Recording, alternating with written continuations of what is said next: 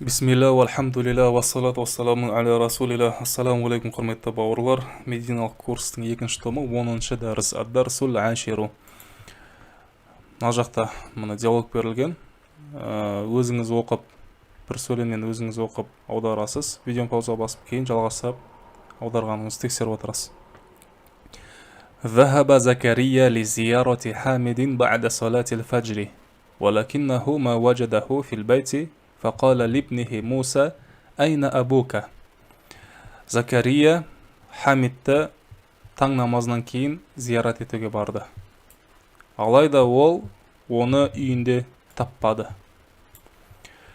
Сөйтіп, ұлы Мусаға айтты: әкең қайда? Захаба иля суқи. Муса ол базарға кетті деп жауап берді. Аязхабу иля суқи кулла яумин. Ол базарға күнде барады ма? Наам, yazhabu daiman ila suqi ba'da salati al-fajr. Я, ол базарға әрдайым таң намаздан кейін барып отырады. Мата yarji'u min as-suqi. Ол базардан қашан қайтып келеді? Yarji'u fi as-sa'ati as-sabi'ati wa ahyanan fi as-sa'ati ath-thaminati. Ол сағат 7-де қайтып келеді, кейде сағат 8-де. ماذا يفعل في البيت؟ үйде не істейді?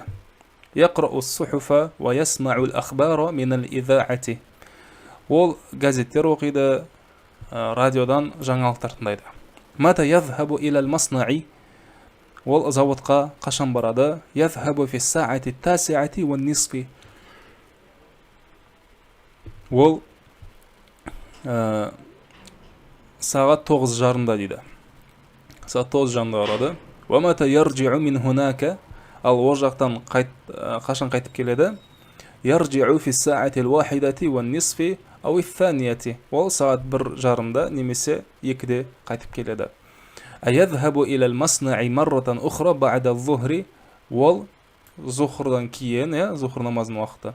Зухрдан кейін заводқа қайтып барады ма? Марратан ухра, қайтадан. Тағы бір мәрте деген сияқты. لا يذهب بعد الظهر يجلس هنا في مكتبه بعد صلاة العصر. Жоқ, ол зухрдан кейін бармайды. Осында аср намазынан кейін өзінің кабинетінде отырады. كم عاملا يعمل في مصنعكم? Сендердің заводтарында қанша жұмысшы жұмыс жасайды? مصنعنا ليس بكبير. Біздің заводымыз үлкен емес. يعمل فيه 125 عاملا ومهندسان. Онда 125 жұмысшы және 2 инженер жұмыс жасайды. الساعة الآن 9 إلا ربعا وما رجع أبوك. Сағат қазір 9:15 бар дейді. 60-ты 4-ке өлемізі. Сөйтіп, қазір сағат 9:15 минут бар. Сенің әкең әлі қайтып келген жоқ дейді. لعله يرجع اليوم متأخرا. Мүмкін ол бүгін кешігіп келетін шығар дейді. Тамарину, жаттығулар. أجب عن الأسئلة الآتية. Келесі сұрақтарға жауап бер.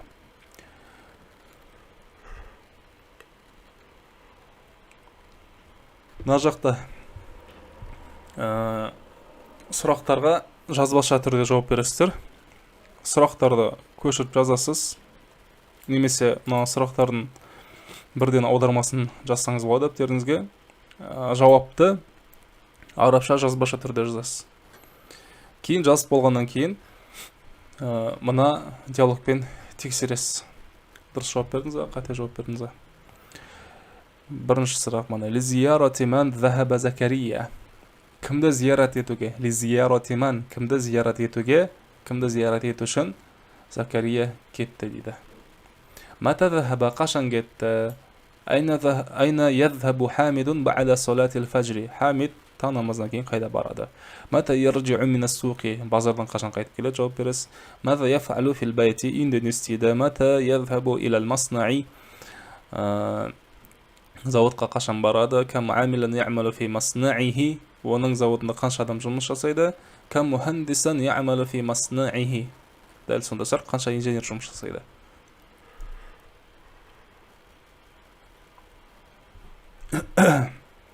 Екінші жаттығу. Сахих ма яли. Келесі келгенде дұрыста дейді. Хамидун ибн Муса. Хамид Мусаның баласы. Ола. Бұл қате болса X дейсіз, дұрыс болса галочка қоясыз, птичка. Язхабу Хамидун иля суқи ахьянан. Дұрыс па, қате ма? Мына жақта Хамид базарға кейде барады дейді. Язхабу Хамидун иля маснаи фи саати саминати ван нисфи. Екі жарымда дейді. Жағына әс-самина 8 жарымда. Хамид зауытқа 8 жарымда барады дейді. Язхабу Хамидун иля маснаи ба'да салати az-zuhri айдан. Хамид заводқа зухр намаздан кейін де барады. Яджлису фил байти ба'да салати ал-асри. Аср намаздан кейін үйінде отырады. Маснау Хамидин кабирун. Хамидтің заводы үлкен. Мен осыларға енді дұрыс па дұрыс емес па деп, X болса X, птичка болса птичка қойып шығасыздар. Кейін диалогпен тексересіз. Тааммалил амфилатал атията. Келесі мысалдарды зертте. Ал-мади дегеніміз өткен шақ. Ал-мадари'у осы және келер шақ. Осы және келер шақ екеуі бірге. Мына жақта ал-мади өткен шақ. Так, захаба Алиюн илал мадрасати амси. Өткен шақта. Али мектепке кеше барды.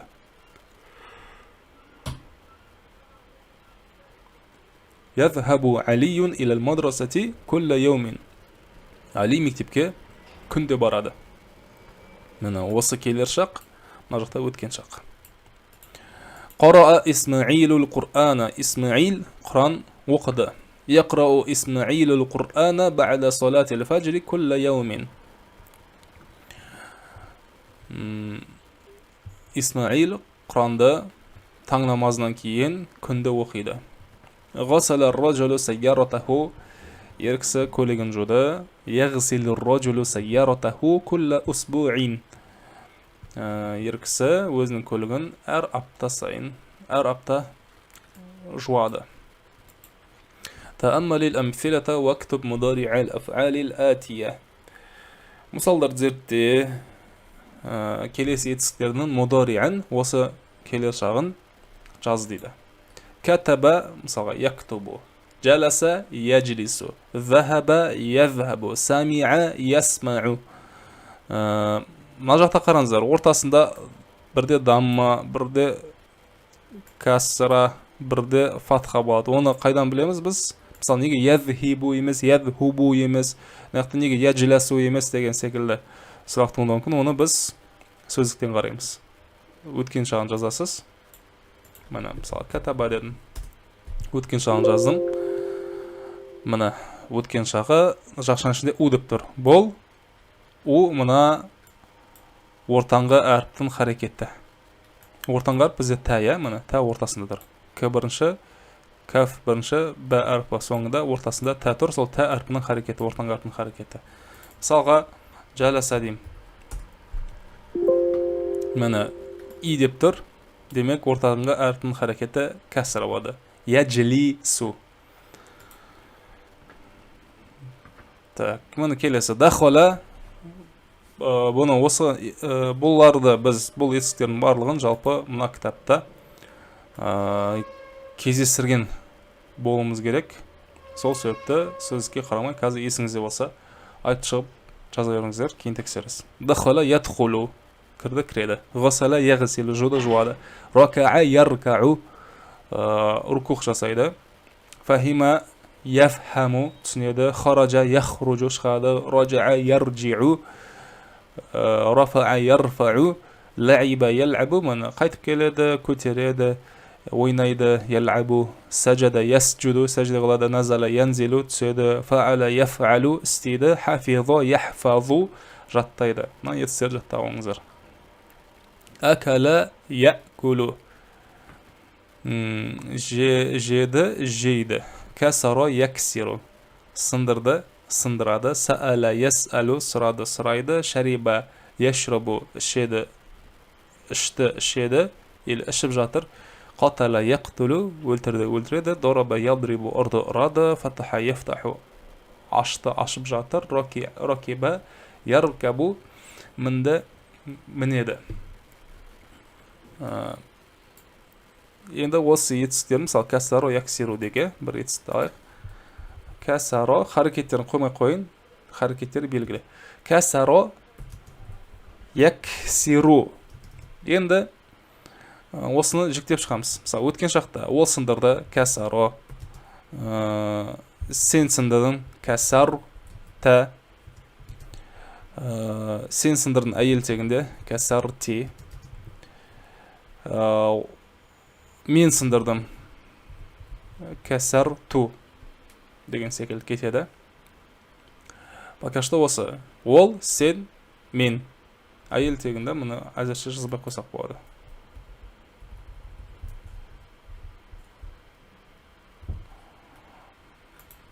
Ол, сен, мен.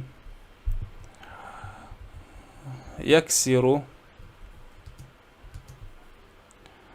Сен сындырасың, сындырып жатырсың. Таксиру. Мен аксиру. Яксиру, таксиру, аксиру. Ол, сен, мен. Енді әйел тегінде айтайық осыны. Ол әйел сындырды. Кәсарот. Кәсарути. Мен деген қалады солай. Кәсар ту. Осы шақта таксиру. Ол әйел сындырып жатыр. Мына кәсароттың осы шағы таксиру. Яксиру болмайды, таксиру. Таксиру. Енді сен әйел сындырып жатырсың. Таксирина. Таксирина. Мен аксиру қалады осылай. Міне. Ол жекеше түрінен, барлығы жекеше түрді. Көпше түрін әзірше шатаспау үшін жазбақ қылғауды. Көп болып кетеді, шатасуымыз мүмкін. Бүкіл етістікті осылай жіктеп шығыңыз. Кәсаро, кәсарута, кәсарту. Хуа кәсаро, анта кәсарута, ана кәсарту. Хуа яксиру, анта таксиру, ана аксиру. Енді хия кәсарот. Анти кәсарти, ана кәсарту. Хия таксиру, анти таксирина, ана аксиру деген секілді. Осылай бүкіл етістікті осылай жіктеп шығыңыз. أكمل الجمل الآتية بوضع فعل مضارع مناسب في الفراغ. Келесі сөйлемдерді бос орынға сәйкес мудари етістігін қойып толықтыр дейді. Ол мысалға аналардың ішінде кез келген етістік сөйлемге сәйкес келетін. Соны осы шақта қоямыз. Аби иля суқи кулла сабахин. Менің әкем базарға күнде таңертең. Енді бұл жақта не айтып тұр? Базарға барады деген сөз. Язхабу аби иля суқи кулла сабахин. Менің әкем базарға күнде таңертең барады. Мата абука минал маснаи. Әкең қашан заводтан? Мен деген ол түсінікті. Сол жақтан қайтып келеді. Мата ярджиу абука минал маснаи. Сенің әкең заводтан қашан қайтып келеді? Бұны видео пауза басып өзіңіз орындаңыз. Кейін жалғастырып тексеріп отырасыз. Яшрабу ахмадул қахвата ва яшрабу юсуфу шая. Ахмед кофе ішіп жатыр, Юсуф шай ішіп жатыр. Ахи, ас-сухуфа ва ал-ахбару минал идаати кулла сабахин. Менің бауырым газеттерді және жаңалықтарды радиодан күнде таңертең дейді. Енді нені газеттерді оқиды, жаңалықтарды тыңдайды деп айтымыз керек. Ахи яқрау ас-сухуфа ва ясмау ал-ахбару минал идаати кулла сабахин. Яктубу al-mudarrisu ala as-sabburati. Оқытушы тақтаға жазып жатыр. Бірден орындайын. Так, мынаны жауып тастайық. 1 минут.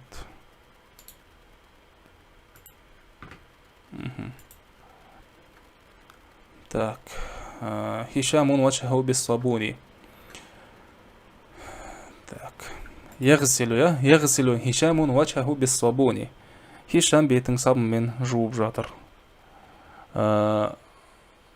يخرج المدير من المدرسة في الساعة الثانية. دиректор мектептен сағат 2-де шығады деген секілді. Иқра ма яли, келесі келгенді оқы дейді. Енді нақта 20-дан астам санап үйренеміз. Мына жақтан қазір видеоны паузаға басып, өзіңіз 1-ден 20-ға дейін санап шығыңыз. Бір студент, 2 студент, 3 студент, 15 студент, 19 студент, 20 студент деп. Паузаға басып санап шығыңыз, кейін қазір тексеріп отырасыз, видеоны жалғастырып айтып болғаннан кейін. Талибун бір студент, немесе талибун вахидун деп қоссақ болады. 2 студент талибани, немесе талибани ифнани. 3 студент фалафату туллабин. 3-тен 10-ға дейін санаған кезде сөздің көпше түрін қолданамыз. Мына бізде сөздің мына жекеше түрі бар, талибун, сосын ол сөздің көпше түрі бар. Енді 1 мен 2-де талиб деген сөз қолданамыз. Талибун бір студент, 2 студент қалай болады, талибани, әниді қосамыз. Енді 3-тен 10-ға дейін санаған кезде, мына 3-тен 10-ға дейін санаған кезде, мына наны қолданамыз. 3-тен 10-ға дейін санаған кезде.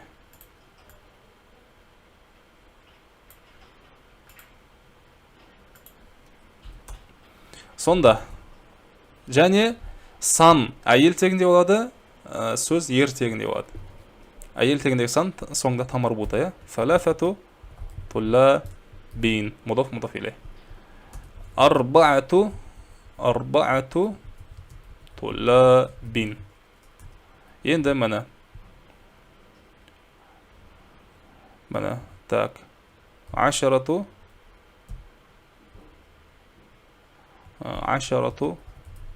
туллабин. Ашарату туллабин.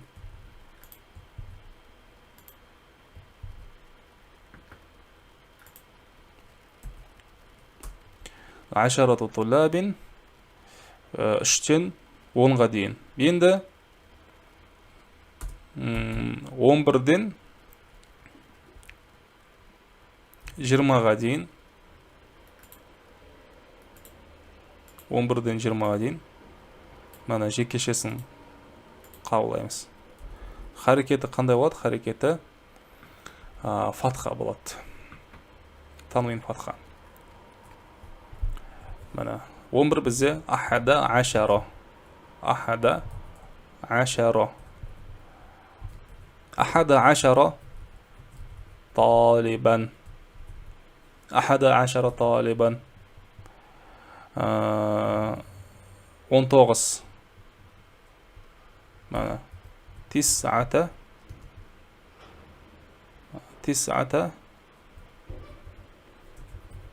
ashara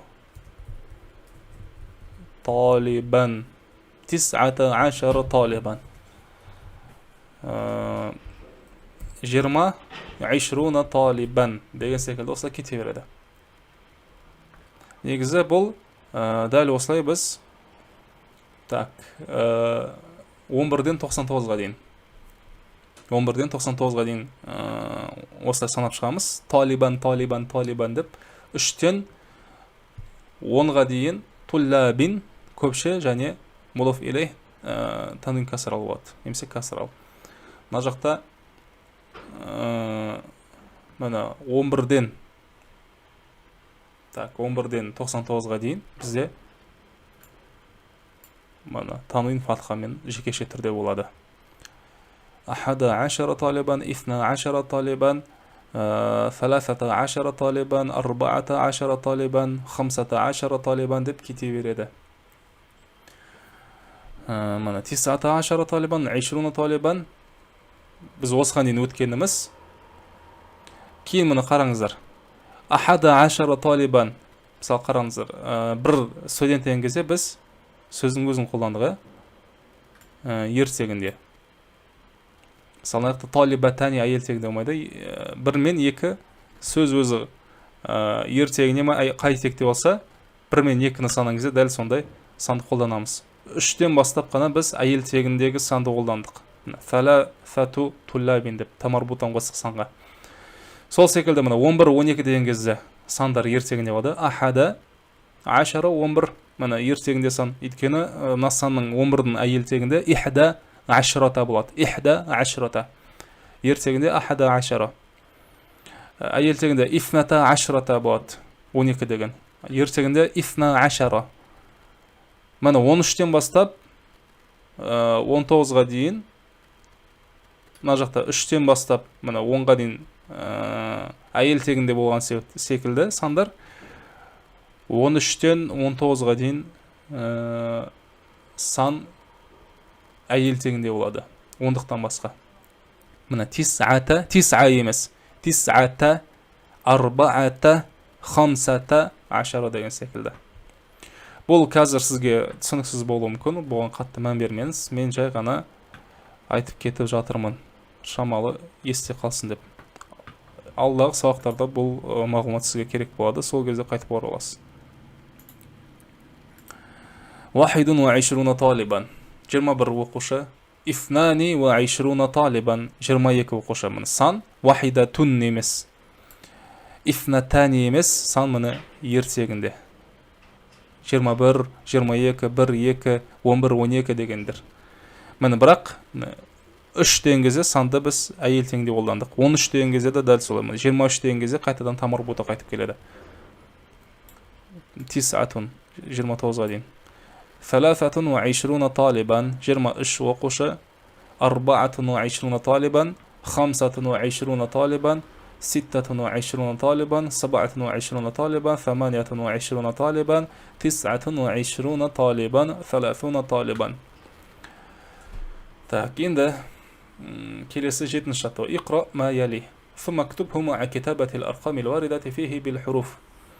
Келесі келгенде оқы және оны ثم اكتبه مع كتابة الأرقام. Ішінде келген сандарды мына жақта сандар сан болып келді ғой, 30 деген әріптермен жазылған жоқ, сан ғана қоя салып салға 30 деп келді. Сіз оны арабша мына 30 деп жазуыңыз керек, бір арабша әріптермен. Мына сол ішінде бұны келген сандарды жазып мыналарды көшіп шық дейді. Ішіндегі сандарды әріптермен көшіріп кейін мыналарды жазып шық дейді. Мына фи шахри бірінші оқып шығамыз. Мына тис'атун ва ишруна ау 30 яуман. Бір айда 29 немесе 30 күн бар. Енді осы 29 мен 30 дегенді мына жаққа қарамай әріптермен жазып шығасыз, кейін тексересіз, дұрыс жазыңыз. في هذه الحافلة 25 راكبا. Мына автобуста 25 жолаушы бар. Видеоны пауза басып қазір өзіңіз оқып отырсаңыз, кейін жалғастырып тексересіз. جاء اليوم 22 طالبا جديدا. Бүгін 22 жаңа оқушы келді. في هذا الكتاب 21 درسا. Мына кітапта 21 сабақ бар. في هذا الملعب طوله 28 مترا وعرضه 24 مترا.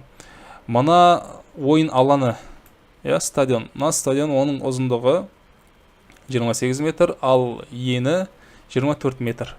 Кам километран المسافة بين المدينة والمطار. المسافة بينهما 23 километран. Қала мен аэропорттың арасы қанша? Ара қашықтығы қанша километр? Ол екеуінің ара қашықтығы 23 километр дейді. هذا الدفتر طوله 27 сантиметран. Мына дәптер, оның ұзындығы 27 сантиметр. Тәәммәл ма яли. Келес келген зертте дейді. Мубаккиран ерте, ерте бір нәрсеге ерте келу, ерте істеу. Мутааххиран кешкіп істеу. ذهبت إلى المدرسة اليوم مبكرا. Мен мектепке бүгін ерте келдім, ерте бардым, ерте кеттім. ورجعت إلى البيت متأخرا. және үйге кешіп келдім. ذهبت ليلى إلى الجامعة متأخرة. Тамарбута себебі Лейла әйел тегінде. Лейла университетке кешігіп кетті, кешігіп барды. ذهبت الطبيبة اليوم إلى المستشفى مبكرة. Дәрігер әйел ауруханаға бүгін ерте кетті. كون جملا مستعملا الكلمات الآتية. келесі сөздерді қолдана отырып сөйлемдер құрастыр дейді. دائما أرديم أحيانا кейде متأخرا кешігіп مرة أخرى тағы бір мәрте. Мына осыларды қолданып сөйлем құрастырасыз. Лажы барынша комментарийге жазсаңыздар, кейін бір адамдыкін таңдап тексерем. الكلمات الجديدة жаңа сөздер. دائما أحيانا مرة أخرى. әрдайым кейде тағы бір мәрте. еще раз деген сөз. مكتب кабинет немесе парта. عامل жазатын стол немесе кабинет. عامل жұмысшы. عمال көпшесі. طول ұзындық. عرض ен. مسافة ара қашықтық. километр білесіз. сантиметр, метр. عامل жұмыс істеді. يعمل жұмыс істейді. فعل өткен шаңғана беру. يفعل. ركب يركب. ركع يركع. سجد يسجد. істеу, міну, рукух жасау, сәжде жасау. Осымен 10-шы дәріс аяқталды. Келесі 11-шы дәрісте кездескенше. Ассаламу алейкум ва рахматуллахи ва баракатух.